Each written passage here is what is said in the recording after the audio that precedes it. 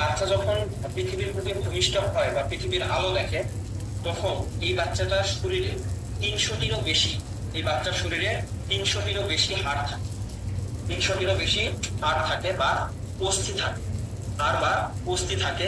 তো এই হাড় বা অস্থিগুলো আস্তে আস্তে বাচ্চারা যখন গ্রোথ ডেভেলপমেন্ট হয় বা বাচ্চারা যখন বড় হতে থাকে, কিছু কিছু হাড় আছে অনেক প্রচুর টাইপের, এগুলো পরবর্তীতে কি হয়, একত্রিত ভাবে একটা হাড়ে পরিণত হয়ে যায়, একটা হাড়ে পরিণত হয়ে যায় এবং পরবর্তীতে দুইটা হাড় মিলে একটা হাড় হয়ে যায়। এভাবে যখন একটা অ্যাডাল্ট মানুষে পরিণত হয়, তখন দেখা যাচ্ছে যে এই হাড়ের সংখ্যাটা কমে এসে মোট 206টি হাড়ে রূপান্তরিত হয়ে যায়। এটাই হচ্ছে বিষয়। তাহলে প্রশ্নটাও যদি এরকমও হয়, সঠিক তথ্যটা উইকিপিডিয়া এবং ইউনিসেফের তথ্য, সব তথ্য আমি দেখেছি। বাচ্চার জন্মের সময় মানব শরীরে বিশেষ করে একটা বাচ্চা বা হিউম্যান বডি যখন দেখা যাচ্ছে যে পৃথিবীর বুকে ভূমিষ্ঠ হয়, ভূমিষ্ঠ হওয়ার পরে তার শরীরে 300টিরও বেশি বা 300টিরও অধিক হাড় থাকে এবং পরবর্তীতে এটা যখন বাচ্চার গ্রোথ ডেভেলপমেন্ট শুরু হয়, আস্তে আস্তে কমতে কমতে 206 খানা হাড়ে রূপান্তরিত হয়ে যায় এবং এই 206 খানা হাড় মৃত্যুর আগ পর্যন্ত থাকে, বিদ্যমান থাকে।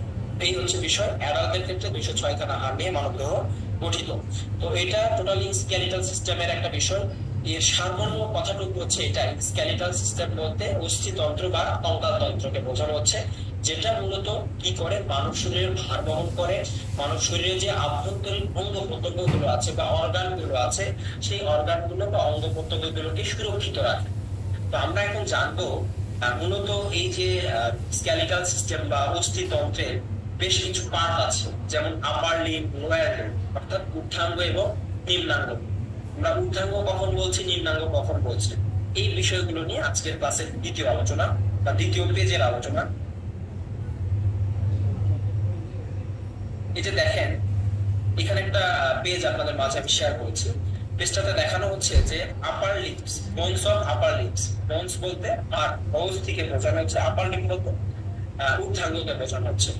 ঊর্ধ্বাঙ্গকে বোঝানো বলতে এখানে মূলত আমাদের কোমর বা পেটের উপর থেকে, পেটের উপর থেকে মাথা পর্যন্ত, পেটের উপর থেকে মাথা পর্যন্ত যে বোনস গুলো থাকে, সেই বোনস গুলোকে মূলত কি বলা হচ্ছে, বোনস অফ আপার লিম্ব বা ঊর্ধ্বাঙ্গের বোনস। প্রথমে আছে হচ্ছে স্ক্যাপুলা। স্ক্যাপুলা পিঠের উপরিভাগে। এই জিনিসগুলো বোঝানোর আগে আমি একটা চিত্র আপনাদের মাঝে শেয়ার করি, তাহলে এই বিষয়টা বোঝাতে সুবিধা হবে। স্কেলিটন সিস্টেম বা স্কেলিটাল সিস্টেম একই কথাই। তো দেখেন, মানব শরীরে আপার লিম্ব এবং লোয়ার লিম্ব দুইটা বিষয় আছে।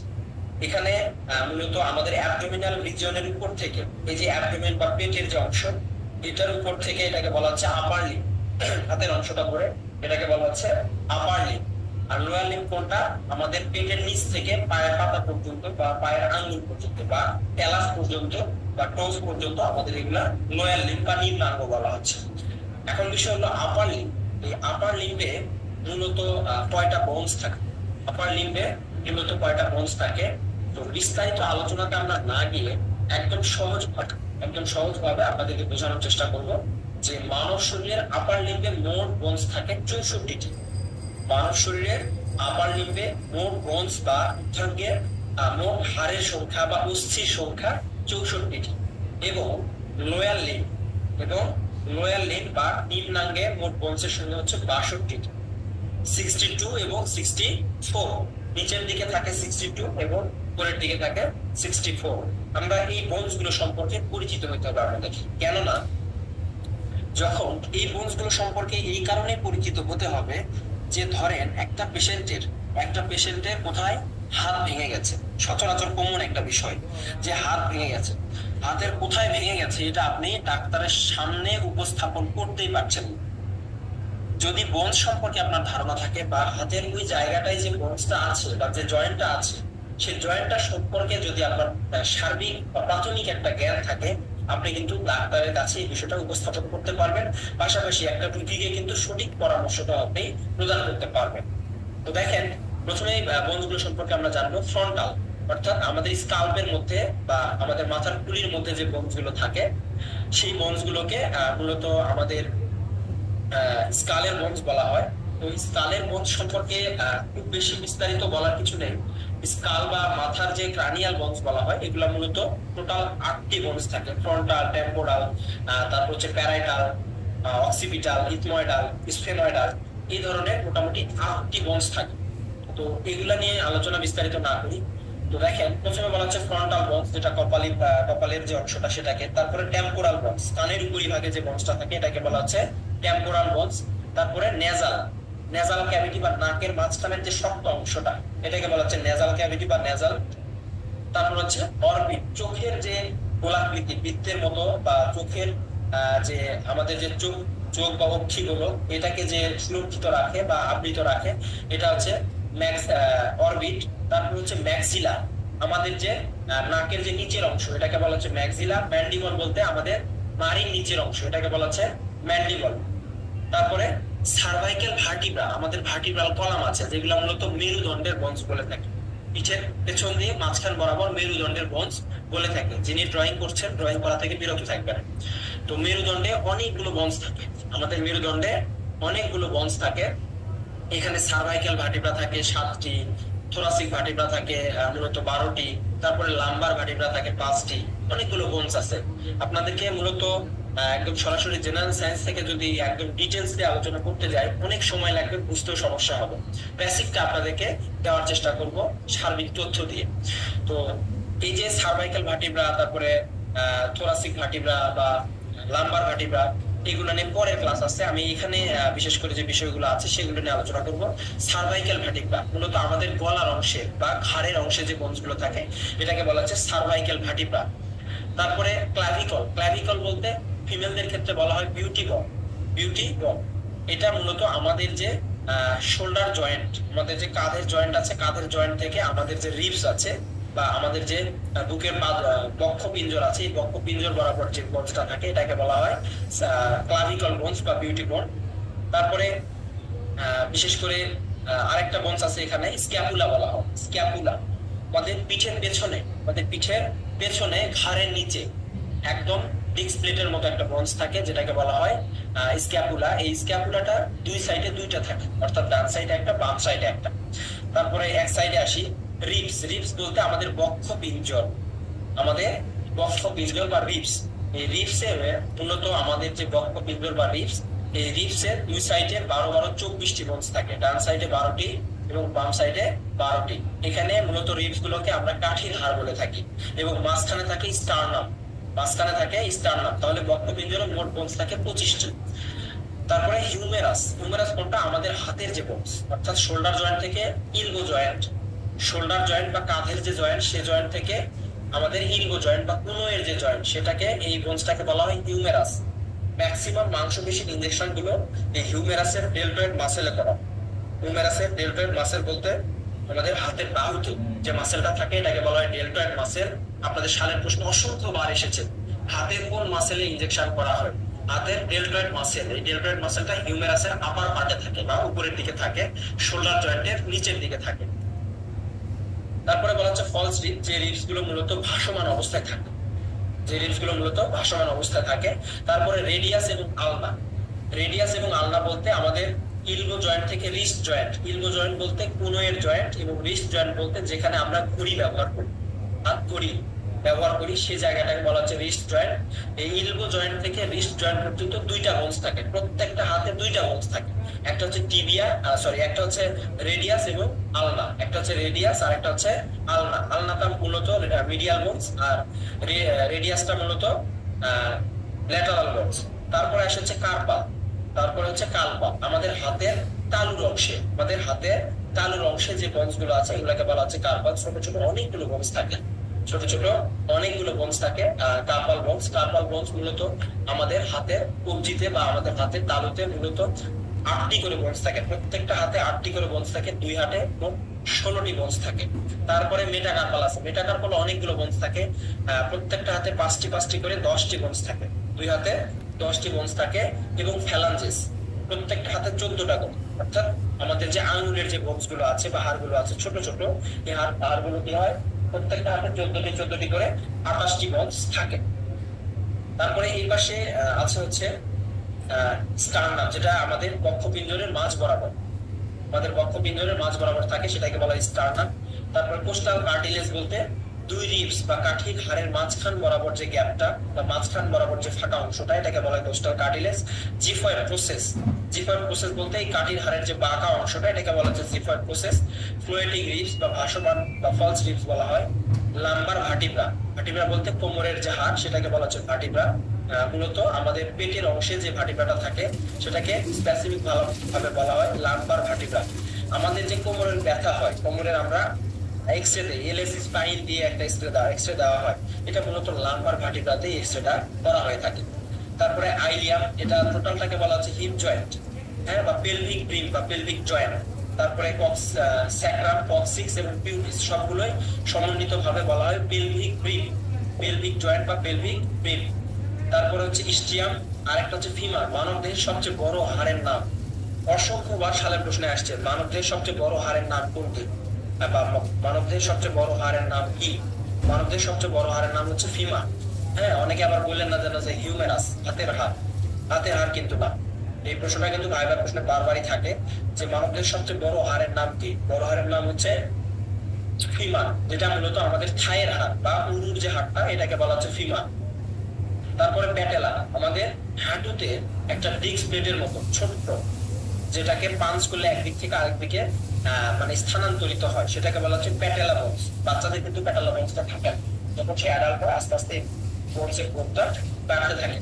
তারপর আসছে হচ্ছে টিবিয়া এবং ফিবুলা, মূলত হাতের মতো পায়ের নিচে, অর্থাৎ আমাদের যে নি জয়েন্ট, হাঁটুর যে জয়েন্ট, এটাকে বলা হয় নি জয়েন্ট। আর আমাদের গোড়ালির যে জয়েন্ট, পায়ের গোড়ালির যে জয়েন্টটা, এটাকে বলা হয় অ্যাঙ্কেল জয়েন্ট। এই নি জয়েন্ট থেকে অ্যাঙ্কেল জয়েন্ট পর্যন্ত যে বোনস, এই বোনস, এখানে দুইটা বোনস থাকে, একটা হচ্ছে টিবিয়া আর একটা হচ্ছে ফিবুলা।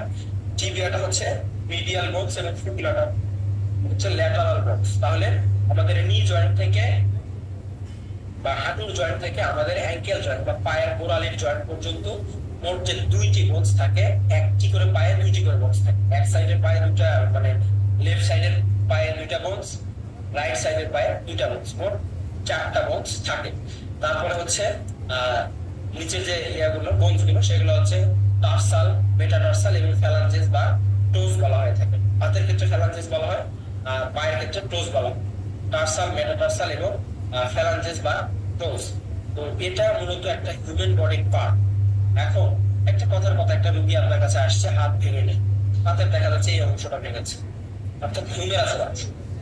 ধরেন আমি চিত্রের মাধ্যমে একটু দেখাই যে এই জায়গাটা হয়তো ভেঙে গেছে, তাহলে আপনি এই ফ্র্যাকচারটা বা ভেঙে যাওয়াটা বলা হয় ফ্র্যাকচার। এই ফ্র্যাকচারটাকে কিভাবে বুঝবেন বা কিভাবে ইন্ডিকেট করবেন বা এক্সরে দিবেন কিভাবে? যদি এক্সরে দেওয়ার প্রয়োজন হয় ইমিডিয়েটলি, যদি এক্সরে দেওয়ার তেমন কোনো রাইট নেই, তারপরে যদি সাজেস্ট করতে চান কিভাবে করবেন? এখানে বলতে হবে যে এক্সরে অফ বা X-ray shaft of humerus, shaft of humerus বা হিউমেরাসের মাঝ বরাবর, শ্যাফট বলতে মাঝ বরাবর বোঝানো হচ্ছে, শ্যাফট অফ হিউমেরাস বা আপার পার্ট অফ হিউমেরাস, পুরোর দিকে হলে আপার পার্ট অফ হিউমেরাস। তার মানে এক্সরে টেকনোলজি বুঝে যাবে যে হিউমেরাস বলছে তার এক্সরেটা লাগবে বা এই জায়গাটায় ব্যথা হচ্ছে বা এই জায়গাটা ভেঙে গেছে। যেমন আমরা কোমরের এক্সরে ক্ষেত্রে এলএস স্পাইন দেওয়া হয়ে থাকে, হ্যাঁ, লাম্বোস্যাক্রাল স্পাইন, লাম্বোস্যাক্রাল স্পাইন। তো এই ধরনের বেশ কিছু বিষয় থাকবে যেগুলো বলতে এক্সরের ক্ষেত্রে কাজে লাগবে। আবার আরো একটা বিষয় আছে, একটা পেশেন্ট আপনার কাছে আসছে, দীর্ঘদিন যাবত চিকিৎসা নিয়ে ভালো হয়ে গেছে, আপনার কাছে আসছে যে ডাক্তার সাহেব দেখেন তো আমি হসপিটালে গিয়েছিলাম, আমাকে এই এক্সরেটা দিয়েছে, এক্সরে রিপোর্টটা একটু দেখে বলেন তো আসলে আমার সমস্যাটা কি হচ্ছে। আপনাকে কিন্তু তখন ওই এক্সরে রিপোর্টটা ধরে বলতে হবে, বা যদি আপনি জানেন বোন সম্পর্কে যদি ধারণা থাকে বা আপনার যদি এই স্কেলিটাল সিস্টেম সম্পর্কে ধারণা থাকে, কিন্তু আপনি বলতে পারবেন, কারণ কি ওখানে লেখা থাকে, কমেন্ট বক্সে লেখা থাকে যে কোথায় ভেঙেছে। যেমন আমি বললাম যে শ্যাফট অফ টিবিয়া বা shaft of humerus, shaft of tarsal বা সরি টার্সাল না ফিমার, এই ধরনের যে বিষয়গুলো, এগুলো কিন্তু কমেন্ট বক্সে লেখা থাকে। তো এটা মূলত হিউম্যান বডির একটা পার্ট বা হিউম্যান বডির একটা অংশ। তো আমরা চলে যাবো আমাদের বইয়ের যে শীট আছে, বুঝাই দিচ্ছি। আপার লিম্বের বোনস বলতে স্ক্যাপুলা, যেটা পিঠের পিছনে থাকে বা পিঠের উপরিভাগে থাকে, দুই পাশে দুইটি থাকে। ক্ল্যাভিকল বা বিউটি বন্ড, এটা গলার সামনের ভাগ বা আমাদের শোল্ডার জয়েন্ট বরাবর বিদ্যমান থাকে। হিউমেরাস দুই হাতে দুইটি থাকে, যেটাতে হিউমেরাসের ডেল্টয়েড মাসেলে বা উপরিভাগে মাসেলে কি করা হয়, মাংসপেশি ইনজেকশন গুলো করা হয় বা আইএম ইনজেকশন গুলো করা হয়। রেডিয়াস কোনগুলো, আমাদের বৃদ্ধাঙ্গুলি বরাবর যে বোনসটা থাকে, মূলত আমাদের ইলবো জয়েন্ট বা কুনয়ের জয়েন্ট থেকে রিস্ট জয়েন্ট পর্যন্ত রেডিয়াস এবং আলনা দুই হাতে দুইটি করে থাকে, সরি দুই হাতে দুইটি থাকে। এক হাতে রেডিয়াস থাকে একটি, আলনা থাকে একটি, অপর হাতে রেডিয়াস থাকে একটি, আলনা থাকে একটি, এভাবে সমন্বিত ভাবে দুইটি থাকে। তারপরে কার্পাল, কার্পাল হচ্ছে হাতের কবজিতে যে বোনস গুলো থাকে এগুলাকে বলা হচ্ছে কার্পাল বোনস। প্রত্যেকটা হাতে দুইটি করে, রাইট সাইডের হাতে দুইটি এবং লেফট সাইডের হাতে দুইটি, সরি কার্পাল বোনস গুলো রাইট সাইডের হাতে থাকবে 8টি করে এবং লেফট সাইডের হাতে থাকবে 8টি করে, মোট 16টি বোনস থাকবে। মেটাকার্পাল এখানে 5টি 5টি 10টি, দুই হাতে টোটাল থাকবে 10টি, প্রত্যেকটা হাতে 5টা করে বোনস থাকে। ফ্যালাঞ্জেস, ফ্যালাঞ্জেস বলতে আঙ্গুলের যে বোনস গুলো বা আঙ্গুলের যে হাড়গুলো 14টি মোট 28টি বোনস থাকবে। এখন কথা হচ্ছে স্যার এতগুলো তো মুখে মুখস্থ রাখা সম্ভব না। এতটুকু মুখস্থ রাখেন যে আপনার শরীরের হিউম্যান বডি, আপনি আপনার নিজের দিকে তাকান, হিউম্যান বডিতে মূলত আপার লিম্বে বোনস কয়টা থাকে? আপার লিম্বে বোনস থাকে মোট 64টি, আপার লিম্বে বোনস থাকে মোট 64টি। এটা মনে রাখবেন যে ঊর্ধ্বাঙ্গে, মানব শরীরের ঊর্ধ্বাঙ্গে বোনস থাকে মোট 64টি। এতটুকু তথ্য আপনি জানলেই হবে যে আপার লিম্বে বোনস থাকে মোট 64টি। তাহলে এখন লোয়ার লিম্বে কতটি বোনস থাকে? লোয়ার লিম্বে মোট বোনস থাকে 62টি, অর্থাৎ 62। এখানে কি কি বোনস থাকে? হিপ বোন থাকে দুইটি, দুই পাশে দুইটি। কোমরের হাড় যেটাকে আমরা বলি ফিমার, ফিমার বলতে থাইয়ের হাড় বা উরুর যে হাড়, দুই পায়ে দুইটি বোনস থাকে। তারপরে প্যাটেলা, দুই পায়ে দুইটি বোনস থাকে যেটা আমাদের হাঁটুর উপরে ভাসমান অবস্থায় থাকে। টিবিয়া, টিবিয়া দুই পায়ে দুইটা, টিবুলাও দুই পায়ে দুইটা পাশাপাশি। টার্সাল, এই টিবিয়া টিবুলা কোনটা? ঠিক আমাদের হাঁটুর জয়েন্ট বা নি জয়েন্ট থেকে অ্যাঙ্কেল জয়েন্ট পর্যন্ত যে বোনস দুইটা থাকে এগুলোকে টিবিয়া এবং ফিবুলা বলা হয়। টার্সাল, এটা পায়ের গোড়ালির যে হাড়গুলো আছে সেই হাড়গুলোকে বলা হয় টার্সাল। কিছু কিছু পেশেন্ট আছে এরকম যে দীর্ঘক্ষণ টাইম দাঁড়িয়ে থাকতে পারে, বলে যে দাঁড়িয়ে থাকলে আমার কি হয়, দাঁড়িয়ে থাকলে আমার পায়ে ব্যথা করে বা ব্যথা হয়ে যায়, দাঁড়িয়ে থাকতে পারি না। তাদের মূলত টার্সাল বোনসের সমস্যা হয়। পায়ের গোড়ালির যে হাড়গুলো সেই হাড়গুলোর অনেকটা গ্যাপ থাকে, এই গ্যাপ গুলো যখন কি হয় আস্তে আস্তে মানে সংক্রামিত হয় বা আস্তে আস্তে কোনোভাবে আঘাতপ্রাপ্ত হয় বা হয়তো বা মুচকে যায় বা পা পিছলে পড়ে গেছে, সেই সমস্ত ক্ষেত্রে এই জায়গাগুলোতে হাড়গুলো যেহেতু ছোট ছোট, জয়েন্ট গুলো অনেক ছোট ছোট হয়ে থাকে, অল্প একটু আঘাত পেলে দেখা যাচ্ছে ওই জায়গাটা থেকে পেইন শুরু হয়। মেটাটার্সাল, পায়ের পাতার যে হাড়গুলো সেগুলোকে বলা হচ্ছে মেটাটার্সাল। লাস্ট যে বিষয়টা টোস বা আমরা বলে থাকি ট্যালাস, প্রত্যেকটা পায়ে 14টি করে থাকে, অর্থাৎ ডান সাইডের পায়ে থাকে 14টি, বাম সাইডের পায়ে থাকে 14টি। মোট 28টি বোনস থাকে লোয়ার লিম্ব বা নিম্নাঙ্গে, মোট 28টি বোনস থাকে লোয়ার লিম্ব বা নিম্নাঙ্গে। তাহলে স্কেলিটাল সিস্টেমের মূল থিম বা মূল সারমর্ম বিষয়টা, মূল থিম বা মূল সারমর্ম বিষয়টা হচ্ছে মানব শরীরের যে গঠন বা কাঠামো সেটা হচ্ছে স্কেলিটাল সিস্টেম বা অস্থিতন্ত্র। বেশ কিছু অস্থি বা হাড়ের সমন্বয়ে আমাদের স্কেলিটাল সিস্টেম বা অস্থিতন্ত্রটা তন্ত্রটা গঠিত। মূলত একজন অ্যাডাল্ট মানুষের 206খানা হাত দিয়ে শরীরটা গঠিত বা স্ট্রাকচারটা গঠিত হয়ে যায়। আমাদের আপার লিম্ব বা ঊর্ধ্বাঙ্গে কতটি বোনস থাকে? ঊর্ধ্বাঙ্গে বোনস থাকে মোট 64টি। আমাদের নিম্নাঙ্গ বা লোয়ার লিম্বে বোনস থাকে মোট 62টি। এটাই হচ্ছে সার্বিক কথা বা সার্বিক আলোচনা। মুখে বা অনেক সময় হাসপাতালে বেশ কিছু প্রেসক্রিপশনে লেখা হয় যে ওরালি, ওরালি বলতে কি? ওরালি বলতে বোঝায় হচ্ছে মুখ গহ্বর বা মুখের অংশ। ক্যান্ডিডিয়াসিস, ক্যান্ডিডিয়াসিস এক ধরনের ফাঙ্গাল ইনফেকশন। ক্যান্ডিডিয়াসিস এক ধরনের ফাঙ্গাল ইনফেকশন যেটা মূলত ক্যান্ডিডা অ্যালবিকেন্স নামক জীবাণু দ্বারা হতে পারে বা ক্যান্ডিডা গ্রুপের যে কোনো জীবাণু দ্বারা হতে পারে। কি ধরনের সিমটম বা কি ধরনের লক্ষণ দেখা দেয় আমরা সেটা দেখব। এই যে দেখেন একটা চিত্র আপনাদের মাঝে শেয়ার করেছি, উইকিপিডিয়ার তথ্য। জিহ্বার ভেতর উপরে অর্থাৎ জিহ্বার উপরিভাগে সাদা সাদা আস্তরণ বা হলুদ ভাবে কিছু আস্তরণ দেখা যেতে পারে। পাশাপাশি মুখ গহ্বরের ভেতরে, পাশাপাশি মুখ গহ্বরের ভেতরে অর্থাৎ আমাদের মুখের ভেতরে যে মিউকোসাল মেমব্রেন আছে বা মিউকোসাল যে মেমব্রেনটা আছে বা মিউকাস মেমব্রেন আছে, মিউকাস মেমব্রেন থেকে আমাদের স্যালাইভারি গ্ল্যান্ডের মাধ্যমে স্যালাইভা নামক একটা লালা সিক্রেশন, যে লালা সিক্রেশনের ফলে আমরা কথা বলতে পারি, স্বাভাবিক খাবার খেতে পারি এবং খাবার বিশেষ করে পাকস্থলীজনিত যে এনজাইমটা নিয়ে যেতে সহযোগিতা করে সেটা হচ্ছে স্যালাইভা। এই মুখ গহ্বরের ভেতরে অর্থাৎ মুখের ভেতরের যে আবরণ সেই আবরণের ভেতরে অথবা জিহ্বার পরিপাটে বা আপার সারফেস অফ টাং, জিহ্বার পরিপাটে যদি কি হয় এই ধরনের ইনফেকশন দেখা দেয় বা এই ধরনের প্রদাহ দেখা দেয় বা এই ধরনের আস্তরণ দেখা দেয় এইগুলা মূলত বিশেষ করে ওরাল ক্যান্ডিডিয়াসিস এর লক্ষণ বা সিমটমস। ওরাল ক্যান্ডিডিয়াসিস এর লক্ষণ বা সিমটমস। ওরাল ক্যান্ডিডিয়াসিস সম্পর্কে তাহলে কি বললাম, এটা এক ধরনের ফাঙ্গাল ইনফেকশন। এটা মানব শরীরে কোথায় হয়? মানব শরীরে মূলত ওরাল ক্যান্ডিডিয়াসিসটা হয়ে থাকে মুখ গহ্বরের ভেতরে অথবা জিহ্বার, মুখ গহ্বরের ভেতরে অথবা জিহ্বার। এখন মুখ গহ্বরের ভেতরে পাশাপাশি জিহ্বার কি ধরনের লক্ষণ দেখা দিবে? এই ধরনের সাদা সাদা আস্তরণ দেখা দিবে। তারপরে কি হবে? মুখ গহ্বরের ভেতরে বা জিহ্বার পরিপাটে হলুদে ভাবের আস্তরণ দেখা দিতে পারে। অনেক সময় চামড়াটা উঠে যাচ্ছে এরকম ঘটনা হতে পারে। এই ধরনের যে লক্ষণগুলো সেগুলো সিটি কি দেওয়া আছে আমরা সেটা দেখবো। তাহলে রোগটা ডায়াগনোসিস করার ক্ষেত্রে আপনারা বুঝবেন যে ছাত্র ক্লাসে বলেছিল যে এটা ফাঙ্গাল ইনফেকশন। তাহলে এই ধাঁচ অনুযায়ী বা এই স্ট্র্যাটেজি অনুযায়ী চিকিৎসা আপনারা ফলো করবেন। দেখেন কি বলছে, মুখের ভেতরে সাদা বর্ণের স্পট বা আস্তরণ পড়ে।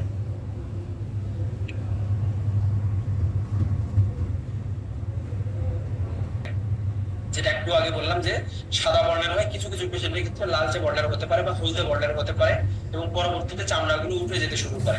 এটা মূলত ওরাল ক্যান্ডিডিয়াসিসের লক্ষণ। স্থান কোথায় কোথায় হয়?